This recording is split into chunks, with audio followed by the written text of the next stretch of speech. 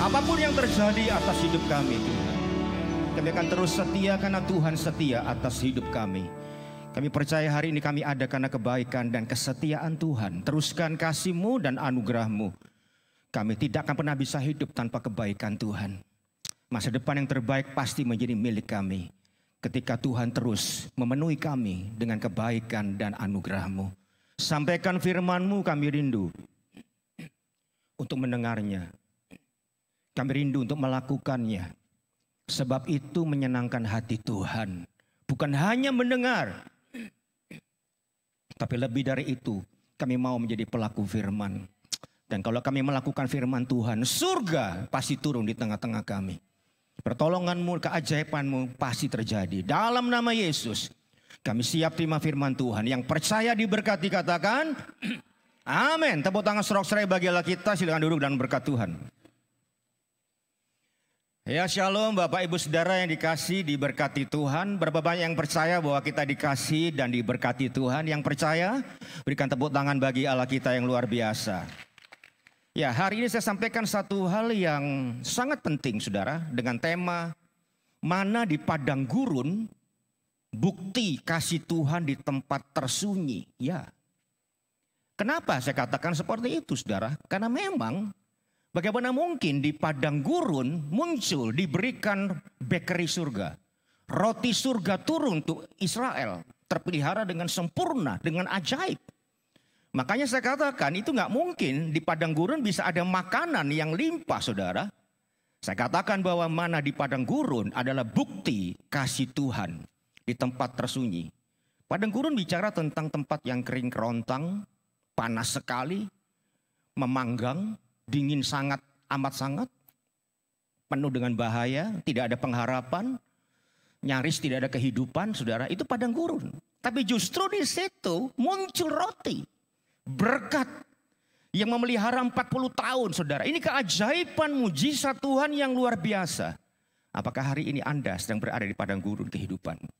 Mengalami kekeringan, persoalan, kecemasan, ketakutan, kebimbangan, keraguan. Ingat satu hal, mujizat masih berlangsung sampai hari ini. Jangan takut dengan padang gurun yang sedang kau hadapi, saudara. Terus percaya, berharap, bersandar, mengandalkan Tuhan yang setia di Lokar Church. Di mana Anda ditempatkan di tempat ini. Teruslah setia, dan kau akan mengalami surga turun di tengah-tengah hidup saudara. Siapa yang takut, cemas hari-hari ini, gak perlu takut dan cemas dengan apapun juga. Sebab yang menyertai kita lebih besar, lebih dahsyat, lebih hebat dari persoalan masalah kita. Kita percaya saudara sekalian, ada bakery surga, ada roti surga, ada mujizat keajaiban yang masih berlangsung sampai hari ini. Dalam krisis apapun yang terjadi, ada pemeliharaan Tuhan yang luar biasa. Yang bangga punya Allah seperti Yesus. Sorak-sorai paling meriah untuk Allah kita. Next. Keluaran 16, 14 sampai 15. Yang baca paling keras, paling diberkati siang hari ini saudara. 2, 3. Ketika embun itu telah menguap, tampaklah pada permukaan padang gurun sesuatu yang halus. Sesuatu yang seperti sisik. Halus seperti embun beku di bumi. Terus ketika orang Israel melihatnya, berkatalah mereka seorang kepada yang lain, apakah ini? Sebab mereka tidak tahu apa itu. Tetapi Musa berkata kepada mereka, inilah roti yang diberikan Tuhan kepadamu menjadi makananmu. Yang percaya katakan amin. Padang gurun itu tidak memberikan harapan. Tidak ada kehidupan, nyaris. Tidak ada yang bisa diandalkan saudara sekalian. Tapi justru disitulah Tuhan memberikan makanan mana surgawi langsung dari surga. Sesuatu yang belum pernah mereka lihat dan alami. Mereka berkata, apa ini? Menhu, apa ini? Itulah mana surgawi. Itulah berkat keajaiban Tuhan yang luar biasa. Dan percayalah, keajaiban Tuhan akan terus berlangsung dalam hidup saudara. Yang percaya dan mengandalkan Tuhan, kau pasti mengalami pemeliharaan dan keajaiban Tuhan. Tepuk tangan sorak-sorai bagi Allah kita yang tidak pernah meninggalkan kita. Hari ini saudara sekalian, Tuhan sudah mengingatkan setiap saudara. Bahkan di padang gurun yang terdalam, yang paling kering yang kau hadapi hari-hari ini, Tuhan tetap sanggup menurunkan mana dari surga. Berkat, ada surprising, kejutan-kejutan. Justru Kalau hidupmu biasa-biasa saja nggak ada masalah saudara. Engkau nggak bisa melihat sebuah keajaiban yang luar biasa. Semuanya stagnan, biasa saja. Tapi justru di padang gurun kehidupan Anda akan melihat sebuah lawatan Tuhan yang spesial. Kejutan Tuhan yang luar biasa. Kau mengalami sebuah kasih Tuhan yang tidak pernah kita pikirkan. Itu bisa terjadi. Kita bangga punya Allah seperti Tuhan Yesus. Siapa yang bangga punya Allah seperti Yesus? Tepuk tangan paling meriah buka hari kita. Saudara sekalian, ada beberapa hal yang penting yang bisa saya sampaikan. Yang pertama, next. Mana itu datang dari atas, bukan dari sekitar kita, bukan. Berkat Tuhan itu datang dari atas. Berkat yang sejati bukan di sekitar sekeliling kita. Kita harus bekerja melakukan semua dengan baik. Tapi sumber berkat itu dari Tuhan. Tuhanlah sumber dari atas, dari langit, saudara. Dikatakan di situ dalam Keluaran 16:15, inilah roti yang diberikan Tuhan. Saudara, di Mesir makanan itu datang dari sistem. Rodi, kerja rodi dari upah sistem manusia, ingat. Tapi di padang gurun nggak ada sistemnya, saudara. Di padang gurun itu tidak ada pertanian. Tidak ada pasar, tidak ada toko, supermarket, nggak ada, saudara. Tapi justrulah disitulah Tuhan sedang menunjukkan bahwa dialah sumber sejati. Berkat itu dari atas. Setialah kepada Tuhan. Cari Tuhan sungguh-sungguh. Lakukan yang terbaik dan menyenangkan hati Tuhan. Saudara akan mengalami berkat-berkat yang luar biasa. Yang transenden. Yang melewati batas pemikiran manusia. Tuhan bisa lakukan secara ajaib. Mana itu tidak muncul tumbuh dari tanah. Enggak ada. Tapi turun dari langit. Bukan dari sekeliling kita. Kita harus bekerja. Tapi sumber berkat itu Tuhan sendiri. Pandang Yesus, pandang ke atas. Goncangan apapun boleh terjadi. Hari-hari ini saudara sekalian, krisis, kekacauan, kehancuran, semua orang teriak. Kemiskinan tiba-tiba terjadi, kebangkrutan, kegagalan total, opportunity hilang, semua kesempatan hilang. Ya, harga-harga naik, inflasi terjadi. Orang berteriak, saudara sekalian, kita nggak bisa. Jangan lihat sekitar saudara. Jangan berharap pada lingkungan Anda, uang Anda, pabrik Anda, usaha pekerjaanmu, tokomu. Semuanya tidak bisa diandalkan hari ini. Andalkan ke atas. Lihat ke atas. Berkat surgawi turun atas hidup saudara. Jadi ini paling penting, setia kepada Tuhan. Cari hadirat Tuhan dengan lebih sungguh-sungguh. Ya saudara, Tuhan sudah mengandalkan kepada kita. Berbicara supaya kita mengandalkan Dia. Kita belajar jangan lihat sekitar sekeliling kita yang tidak memberikan pengharapan. Semua menjadi goncangan yang terjadi dialami semua orang. Jangan lihat tante saudara, om saudara, famili, paman saudara. Orang-orang yang Anda andalkan di sekitar Anda. Mereka pun sudah sedang menghadapi krisis yang sama, saudara. Gak bisa menolong saudara. Tapi Tuhan Yesus sanggup menolong saudara.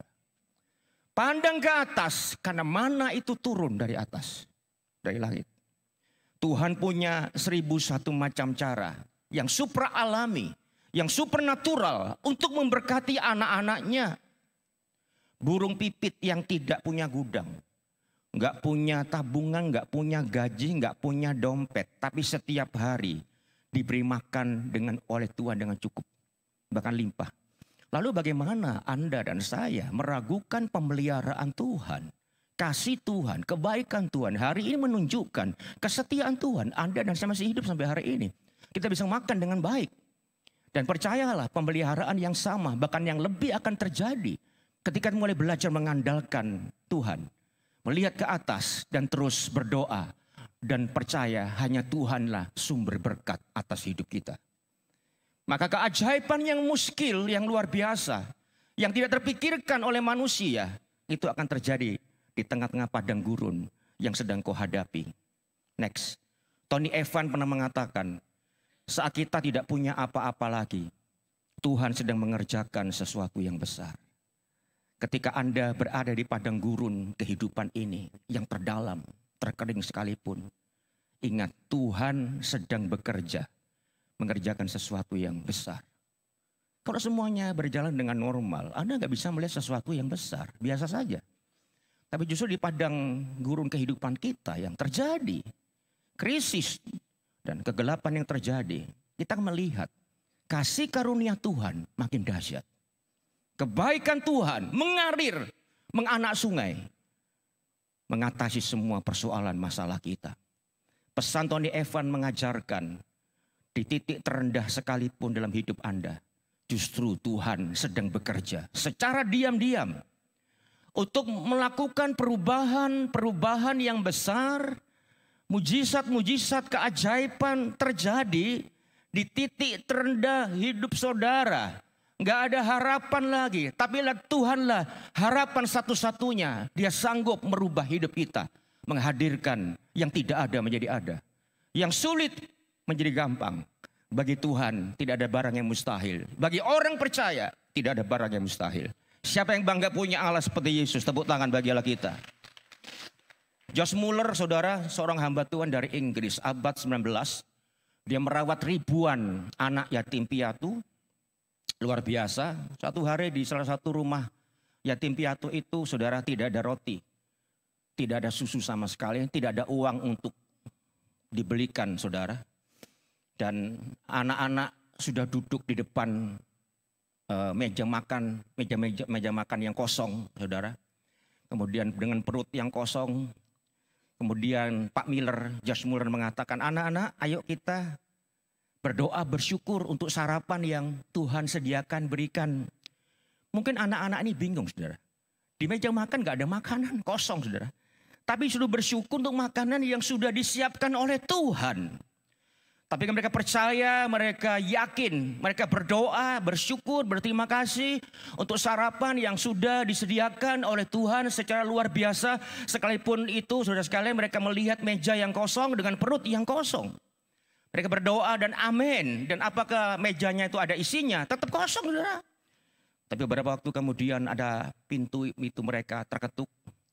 Dibuka, ternyata seorang tukang roti datang. Pak Muller, tadi malam saya digerakkan Tuhan begitu kuat sekali untuk membuat roti lebih banyak lagi untuk saya kirim di tempat ini. Wow. Ini jumlah roti yang luar biasa itu dibawa masuk, saudara.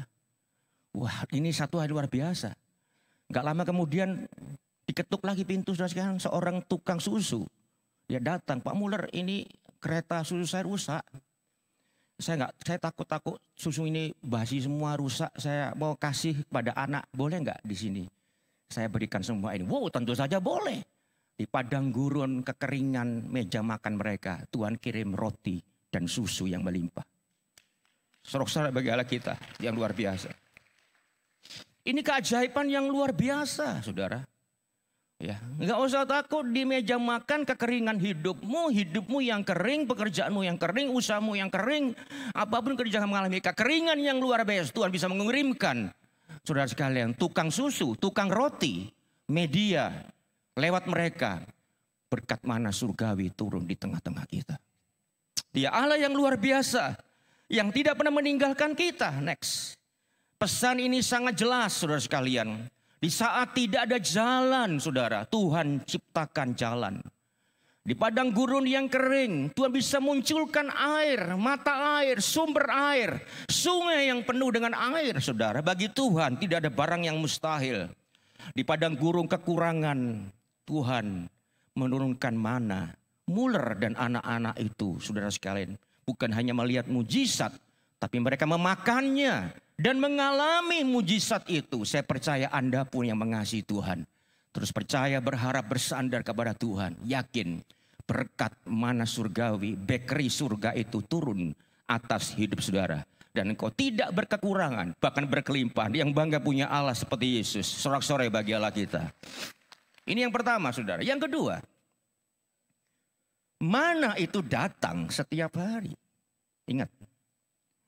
Jadi, dan tidak bisa ditimbun, di stok tidak bisa.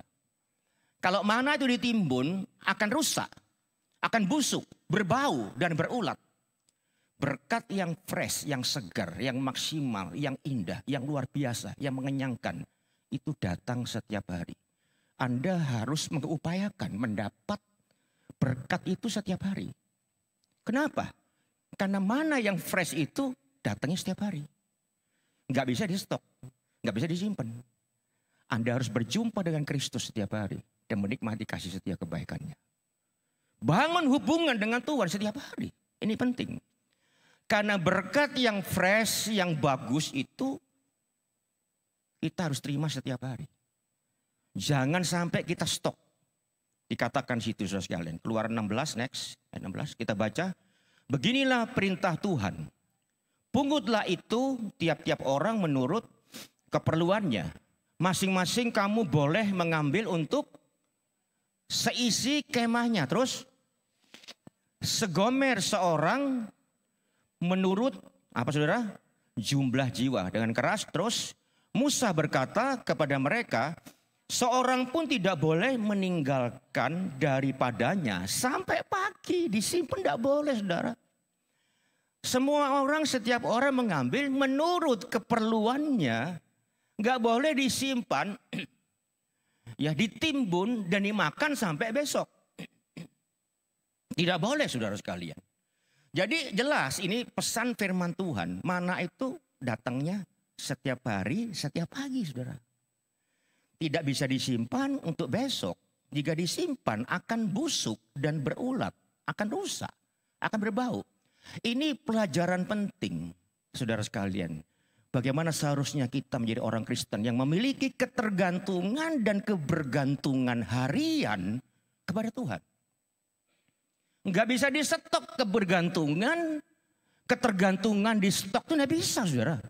Berkat itu di stok nggak bisa. Jadi hal ini bicara tentang ketergantungan, kebergantungan harian, day by day. Bahkan rencana jangka panjang saudara pun itu harus melibatkan Tuhan setiap hari. Tuhan sedang memanggil umatnya, saudara dan saya, untuk kembali kepada keintiman harian dengan Dia. Jangan hanya intim minggu saja. Senin, Selasa, Rabu, Kamis, Jumat, Sabtu. Intim, bangun relasi, berdoa, cari wajah Tuhan, bersekutu, renungkan firman Tuhan. Berkat-Mu kami terima setiap hari, fresh, segar, memuaskan saudara. Ya, banyak orang beriman itu imannya juga iman harian. Harusnya. Tapi mereka punya iman itu mingguan, tahunan. Iman di Natal, iman di kenaikan, iman di kebangkitan. No, tidak boleh begitu saudara. Ya, hidup ini penuh dengan tantangan, rintangan, goncangan, krisis, kecemasan, ketakutan. Yang luar biasa. Anda harus membangun, memperbarui iman day by day. Jangan berharap ada iman masa lalu. Tidak bisa. Kemarin saya beriman Pak. Dulu saya beriman. Tidak bisa. Iman hari ini. Ketergantungan, kebergantungan hari ini. Saudara menentukan keintiman hari ini bersama. Setiap pagi, setiap hari bangun pagi. Baca firman. Dengar firman Tuhan. Lakukan sungguh-sungguh. Relasimu dengan Tuhan diperbaiki. Percaya. Tuhan pasti memulihkan saudara. Berkat mana itu datang setiap hari. Setiap pagi. Ini pertanyaannya. Apakah Anda punya sebuah relasi yang baik dengan Tuhan? Apakah kapan terakhir Anda berdoa dengan Tuhan? Kapan terakhir? Atau dulu Anda sungguh-sungguh? Ya, tapi sekarang sudah mulai lama gak baca firman, gak sembahyang, gak merenungkan firman. Gak memulai hari dengan berdoa. Anda merasa sibuk? No. Bagaimana Anda bisa sukses saudara?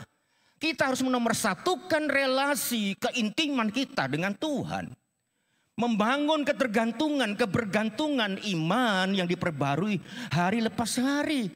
Nggak bisa berdasarkan iman yang lalu, nggak bisa saudara. Kalau kita mau ingin berkat makanan, minuman, dan kasih setia anugerah Tuhan yang baru setiap hari. Setiap pagi, karena itu diberikan setiap hari. Sama seperti tubuh kita, butuh makan tiap hari. Jiwa butuh mana firman Tuhan setiap hari.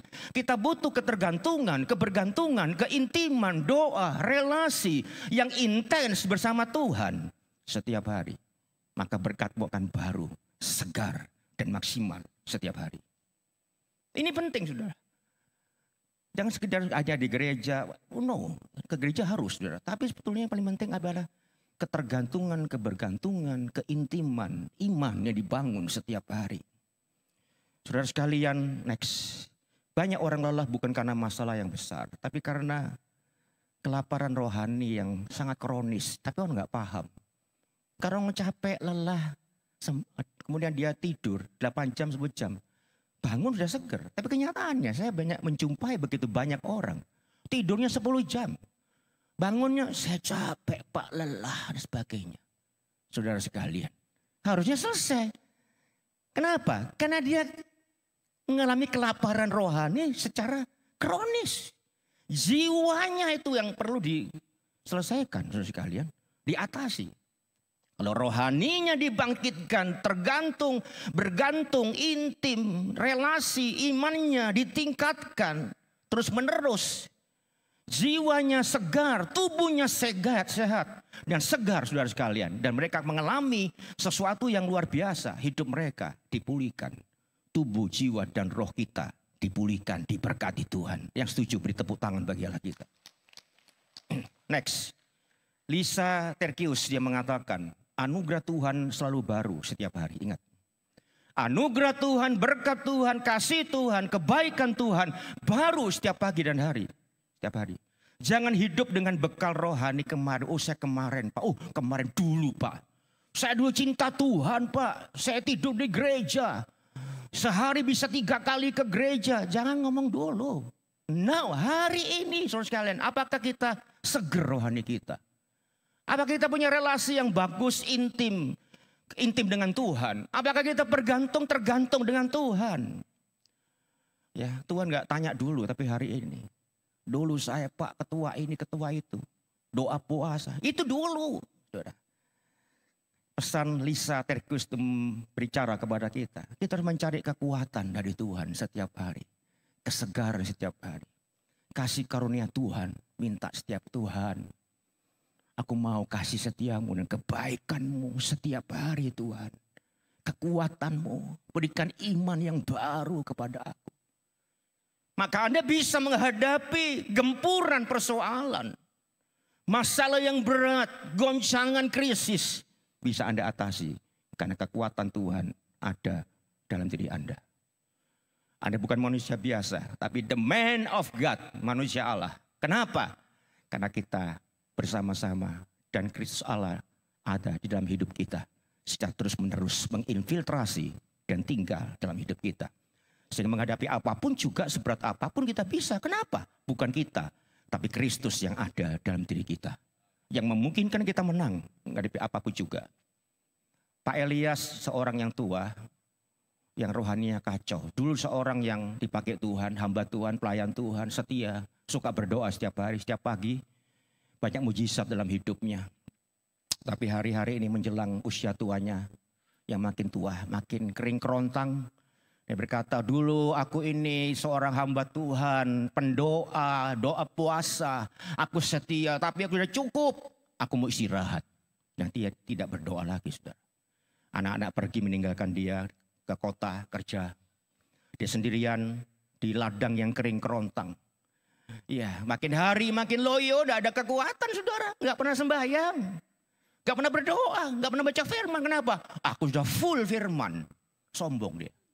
Satu hari seorang pemuda pengembara datang ke rumahnya bermalam. Dia berkata di meja makan, Pak Elias, setiap pagi saya harus bangun lebih pagi. Saya sadar semakan ngambil mana surga setiap pagi. Kalau saya tidak berjumpa Tuhan setiap pagi, saya nggak bisa kuat hidup hari ini, Pak. Kemudian saudara sekalian, si Pak Elias mengatakan dengan nada mengejek, wah aku tidak perlu. Aku ini orang yang senior rohaninya. Sering berdoa dulu, pelayan luar biasa. Tapi dulu saudara sekalian, nggak perlu. Kamu masih anak kemarin sore. Kalau aku sudah tahu semua tentang firman, tak baca A sampai Z berkali-kali. Sudah katam benar sekalian. Jadi gak perlu baca lagi. Malam harinya Pak Elias bermimpi. Dia mengambil mana, mengumpulkan mana. Dan dia menyimpannya untuk keesokan harinya. Waktu akan dimakan busuk sekalian. Dia kaget. Loh kenapa Tuhan ini dalam mimpi sekalian? Tuhan mengatakan kepada dia. Kamu tidak bisa hidup hari ini dengan roti kemarin. Kamu nggak bisa hidup dengan roti kemarin. Dia kaget. Dia terkejut. Langsung bangun. Dia tersungkur. Dia berdoa. Dia minta ampun Tuhan. Ampuni aku. Udah jauh dari engkau. Nggak pernah sembahyang, nggak baca Alkitab. Aku bertobat, Tuhan, aku mau sungguh-sungguh lagi. Dan sejak hari itu dia mulai berdoa, baca firman, membangun keintiman bersama Tuhan, dan kekuatan baru turun. Dia segar kembali. Saudara, hari ini ingat berkat mana itu diberikan setiap hari. Kalau engkau menginginkan sesuatu yang fresh, yang segar, ya perbaharui, terima berkat-berkat rohani, berkat-berkat yang luar biasa itu, kekuatan yang baru, iman yang diperbarui setiap hari. Dan percayalah, apapun yang terjadi, engkau pasti keluar sebagai pemenang, bahkan lebih dari pemenang. Disorak-sorai bagi Allah kita. Yang terakhir, saudara, mana muncul di padang gurun, bukan di tanah perjanjian, bukan di zona tanah perjanjian, bukan. Saudara, awalnya banyak orang berpikir, lah bagaimana mungkin mana itu diberikan di padang gurun munculnya. Harusnya di tanah perjanjian, negeri yang berlimpah-limpah dengan air susu dan air madu.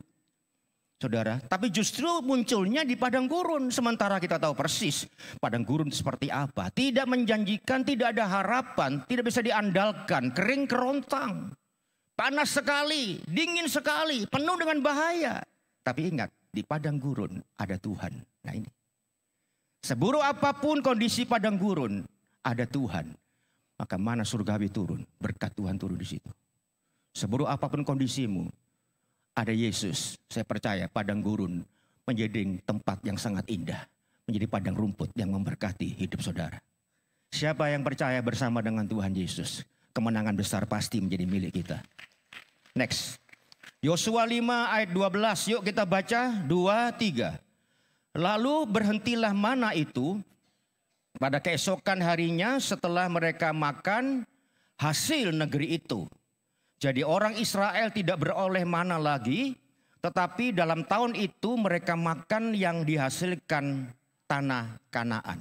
Jadi orang Israel itu makan mana 40 tahun lamanya, saudara, bukan setahun, saudara, lama sekali. Sampai tiba di tanah yang didiamin orang di Kanaan, mana itu berhenti dan mereka hidup dari hasil tanah itu, saudara. Catatan penting, dengar baik-baik di poin terakhir ini. Mana itu hanya muncul di padang gurun, tapi tidak di Mesir. Mesir ini gambaran dunia, keduniawian, saudara sekalian. Jadi Mesir bicara tentang zona perbudakan. Selama kita masih ada di dalam zona perbudakan, Anda tidak akan pernah menerima manah dan berkat. Banyak orang, saudara sekalian, hidupnya masih di Mesir.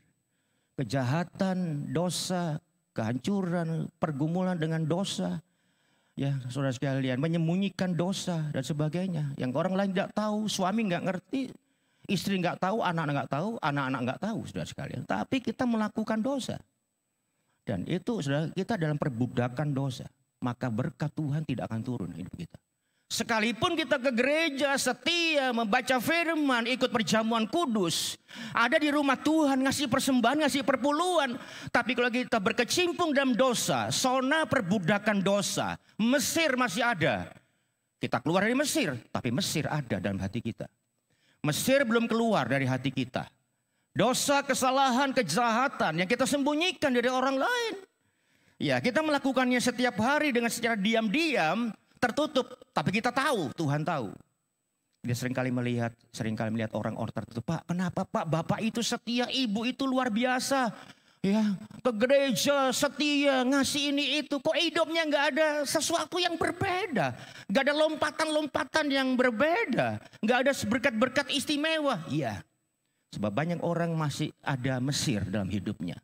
Mereka keluar dari Mesir, ada di gereja. Tapi Mesir belum keluar dari hati mereka. Dan ini berbahaya, saudara. Dan mungkin juga banyak orang berkata, aku ini ke gereja, ngasih persembahan, datang ke rumah Tuhan, berdoa, ikut perjumpaan. Tapi kenapa hidupku ini udah ada perubahan? Iya, kita jangan menghakimi orang lain. Ayo kita belajar menghakimi, lihat diri kita. Ketika kita menunjuk orang lain, satu tanah, 3 jari nunjuk kita, saudara. Tidak usah kita menghakimi suami, istri, anak, orang tua, tetangga. Hakimi diri kita sendiri, itu orang bijak, saudara sekalian. Lihat, jangan-jangan kita sedang melakukan, masih ada dalam dosa Mesir.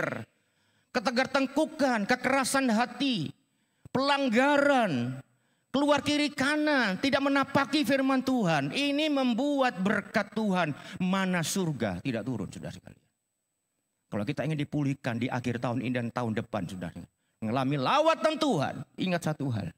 Keluar dari Mesir dan keluarkan Mesir dalam hidup kita. Dan kenapa saudara sekalian, mana tidak juga ada di zona perjanjian. Ketika mereka sampai ke tanah Kanaan perjanjian, saudara, mana itu berhenti. Kenapa? Karena mereka akan hidup dari hasil tanah mereka. Yang saya tekankan pada poin ini, saudara sekalian. Kenapa mana itu muncul di padang gurun? Kenapa, saudara sekalian? Ini berbicara tentang apa? Artinya, padang gurun itu bukan tanda Tuhan meninggalkan kita. Tapi justru tempat Tuhan memelihara Israel, memelihara kita secara spesial, secara khusus dengan cara yang mengejutkan. Jadi padang gurun yang kita harami hari-hari ini bukan berarti Tuhan meninggalkan kita. Kalau hari ini kita berada di padang gurun, masa sulit, saudara sekalian, kering, tidak produktif, itu bukan berarti Tuhan itu absen dan tidak peduli. Justru Ia sedang menurunkan mana khusus spesial. Nantikan dengan imanmu. Terus percaya, berharap sama Tuhan. Lakukan yang terbaik. Kita percaya bahwa keajaiban di tengah-tengah padang gurun akan terjadi atas hidup kita. Amin. Saudara, jangan buru-buru minta keluar dari padang gurun.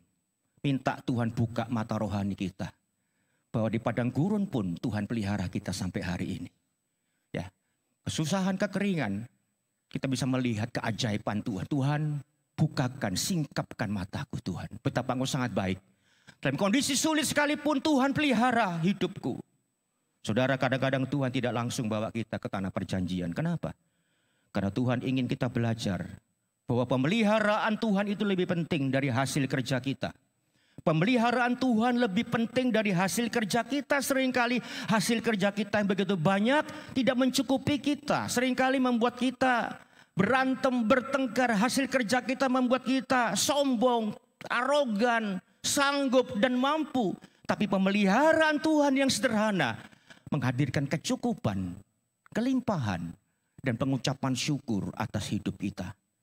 Next, Craig Groeschel, dia mengatakan, padang gurun bukan tempat tanpa Tuhan, tapi justru tempat Tuhan menunjukkan mujizat kuasanya yang terbesar. Saudara, gak peduli di padang gurun. Percaya di padang gurun hidup kita ada mujizat Tuhan yang luar biasa. Amin, saudara. Next. Mana tidak datang di tempat nyaman, tapi datang di tempat yang kosong. Mungkin kekosongan hidup kita, kekosongan dompet kita, kekosongan meja makan kita adalah panggung untuk roti dari surga turun bagimu. Ya saudara, jangan takut apapun yang terjadi, kekosongan yang terjadi atas hidup kita karena masalah, problem, kesusahan, kesulitan. Tidak usah takut, seringkali saudara sekalian, kekosongan hidup kita adalah panggung bagi roti surga, mana surgawi turun atas hidup kita. Di akhir khotbah saya ada pertanyaan penting. Apakah Anda ada di dalam padang gurun hidupmu? Ingat, ada Tuhan di situ. Ada mujizat, ada keajaiban, ada pertolongan Tuhan. Terus percaya, berharap kepada Tuhan. Bersandar, mengandalkan Tuhan. Setia cari Tuhan. Sekalipun kau di padang gurun, akan alami kuasa mujizat Tuhan. Apakah kita terlalu fokus dengan masalah kita, sehingga kita nggak pernah melihat ada mana surgawi yang turun setiap hari, mencukupi segala keperluan kita. Kita berdoa supaya Tuhan membuka mata hati kita, bahwa Tuhan pelihara kita sampai hari ini. Pertanyaan yang paling penting, apakah saya hanya mencari Tuhan di saat kritis? Atau kita sama seperti orang-orang Israel yang setiap hari, setiap pagi mencari mana, saudara? Cari Tuhan setiap pagi, setiap hari. Dan berkat yang fresh, yang segar akan turun atas hidup saudara. Saudara, Tuhan tidak menjanjikan kemewahan di padang gurun, enggak. Tapi Tuhan menjanjikan pemeliharaan yang cukup, yang setia, dan keajaiban setiap hari. Di saat yang tepat, dengan cara yang mengejutkan, surprise, kejutan besar Tuhan berikan bagi orang yang setia. Tuhan Yesus memberkati saudara. Amin.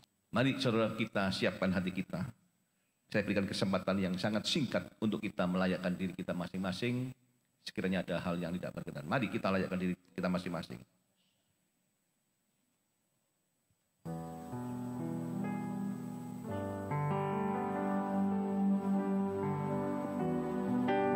Haleluya, haleluya. Anda yang sudah siap, mari angkatlah roti tinggi-tinggi.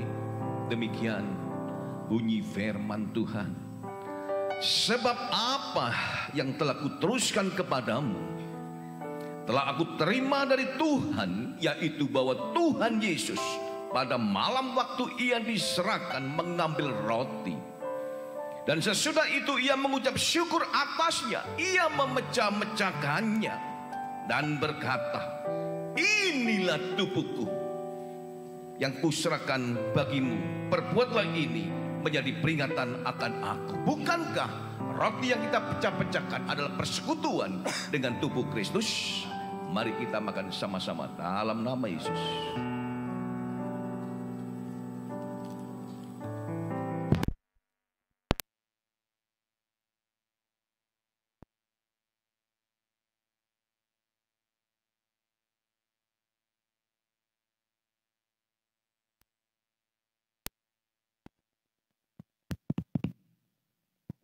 Haleluya, haleluya. Mari kita angkat cawan anggur tinggi-tinggi.